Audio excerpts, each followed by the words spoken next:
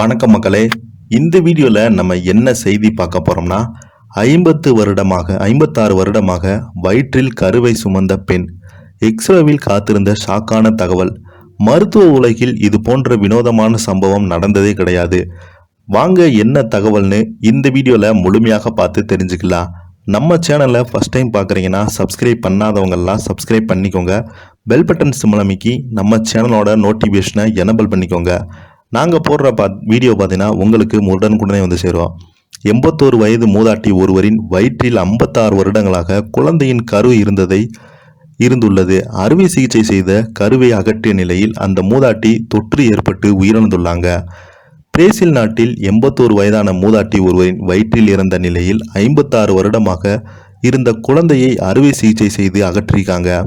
மருத்துவர்களை அதிர வைத்த இந்த வினோத சம்பவம் குறித்து விவரம் வாங்க இந்த வீடியோவில் முழுமையாக பார்த்து தெரிஞ்சுக்கலாம். பிரேசில் நாட்டை சேர்ந்தவங்க தான் டெனிலா வேரா. இவங்க 81 வயதான இவங்களுக்கு பல ஆண்டுகளாக வயிற்று வலி இருந்துள்ளது. எனினும் சமீப காலமாக வயிற்று வலி அதிகரித்ததால் மருத்துவமனைக்கு சென்றிருக்காங்க. முதல்ல சிறுநீர் தொற்று காரணமாக இருக்கலாம் என கருதிய மருத்துவர்கள் வயிற்று வலி அதன் பிறகும் சரியாக காரணத்தினால் ஸ்கேன் எடுத்து பார்த்தாங்க. இதில் அடி வயிற்று பகுதியில் இறந்த நிலையில் சிசு ஒன்று இருந்தது தெரிய வந்துள்ளது. மருத்துவ உலகில் ஸ்டோன் பேபி என்ற இது அழைக்கப்படுறாங்க. பெண்ணின் கருப்பையில் உருவாகாமல் கருப்பைக்கு வெளியே இந்த சிசு வளர்ந்து அதன் பிறகு இறந்துள்ளது.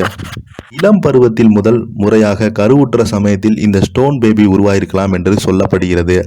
கருப்பையை விட்டு வெளியில் வளர்வதால் இந்த கரு உயிரற்றதாகிவிடும். இறந்த பிறகு சில நாட்களுக்கு ஸ்டோன் பேபியாக மாறிவிடும்.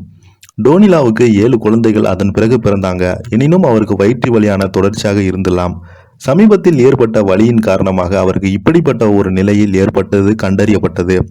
வயிற்றில் 56 ஆண்டுகளாக இருந்த ஸ்டோன் பேபியை மருத்துவர்கள் அகற்றினாங்க. எனினும் அதன் பிறகு ஏற்பட்ட தொற்றின் காரணமாக டெனிலா பார்த்தீங்கன்னா உயிரிழந்திருக்காங்க.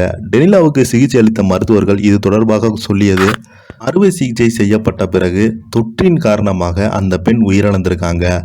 கருப்பை பதிலாக வெளியே கரு உருவாகும் சில அரிதான நிகழ்வுகள் நடந்துள்ளது. இதை எக்டோபு பிரகன்ஷம் என்று அழைப்பாங்க. கருவுற்ற முற்றை கருப்பைக்கு வெளியே உருவாகும். அங்கு கருவினால் வளர முடியாது. அதே போன்ற ஒரு அரிய ஸ்கேன் தான் இந்த நிகழ்வு. இதே போன்ற நேரங்களில் அதிகப்படியான வலி அல்லது இரத்தப்போக்கு ஏற்படும். ஆனால் டெனிலாவுக்கு அது போன்ற எதுவும் ஏற்படவில்லை.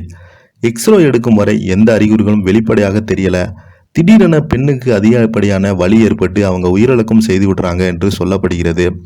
இதை பற்றி நீங்கள் என்ன நினைக்கிறீங்கன்னு கீழே உள்ள கமெண்ட் பாக்ஸில் மறக்காமல் பதிவிடுங்க. இந்த வீடியோ உங்களுக்கு பிடிச்சிருந்தா லைக் பண்ணுங்கள், ஷேர் பண்ணுங்கள், கமெண்ட் பண்ணுங்கள். மறக்காமல் நம்ம சேனலோட நோட்டிஃபிகேஷனை எனபிள் பண்ணிக்கோங்க. நன்றி, வணக்கம்.